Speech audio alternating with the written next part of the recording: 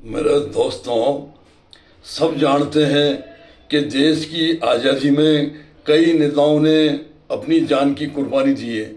चाहे वो शहीद भगत सिंह हो, चंद्रशेखर आज़ाद हो या अशफाकुल्ला खान हो, कई नेताओं ने कुर्बानी दी है, तब जाके देश आज़ाद हुआ है। और महात्मा गांधी ने भी आज़ादी के बाद अपनी कुर्बानी दी है।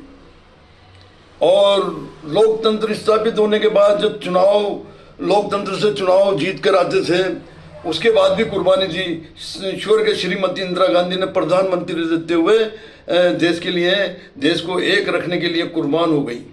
उन्होंने कहा था कि मेरे शरीर का एक एक खून का कतरा देश के काम आ जाए, मैं बड़ा फख्र महसूस करूंगी। वो देश के लिए कुर्बान हो गई, देश को एक रखने के लिए। और देश को एक रखने के लिए राजीव गांधी भी कुर्बान हो गए। तो एक तो ये नेता थे जो देश के लिए कुर्बान हो गए, देश के लिए मर मिटे। और एक आज के नेता है सन 2014 से, जो हमेशा फिल्मी स्टाइल में बात करते हैं, जैसे कोई फिल्म निर्माता निर्देशक हो या कोई कलाकार हो।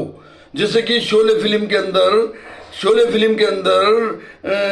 गब्बर सिंह डाकू के रोल में जो रामगढ़ गांव जाता है, तो रामगढ़ गांव के नागरिकों से कहता है, रामगढ़ वालों, अगर मेरे आदमी थोड़ा सा अनाज, थोड़ा सा दाना आपकी जान के बदले लेते हैं तो कौन सा जुल्म करते हैं।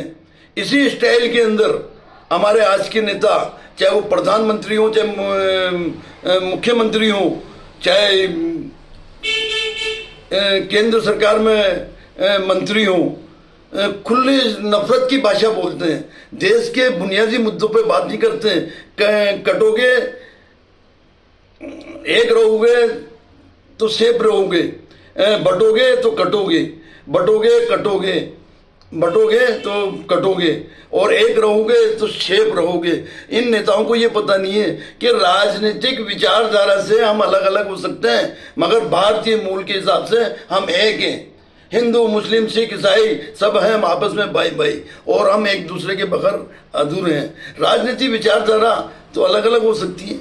और राजनीतिक विचारधारा में क्या भारतीय जनता पार्टी में मुसलमान नहीं है क्या शिवसेना में मुसलमान नहीं रहे क्या? बाल ठाकरे साहब के जमाने से ही मुसलमान थे उसके कार्यकर्ता, उसके नेता। और ये तो अपने विचारधारा की बात है, कोई भी किसी भी पार्टी को अपना सकता है, मगर ये नफरती आधार पे देश की बुनियाद पे बात नहीं करते, बुनियादी मुद्दों को नहीं लाते, और नफरती बुनियाद लाते हैं हिंदू मुस्लिम के हिसाब से। तो हिंदू मुस्लिम के हिसाब से इनको वोट मिल जाता है, इनकी सरकारें बन जाती हैं, और इनका तिकड़मबाजी कामयाब हो जाता है। तो देश की जनता को समझना चाहिए कि ये देश को कितना नुकसान पहुंचा रहे हैं। देश को तबाह करना चाहते हैं, देश को तोड़ना चाहते हैं, देश को बर्बाद करना चाहते हैं, देश को बांटना चाहते हैं।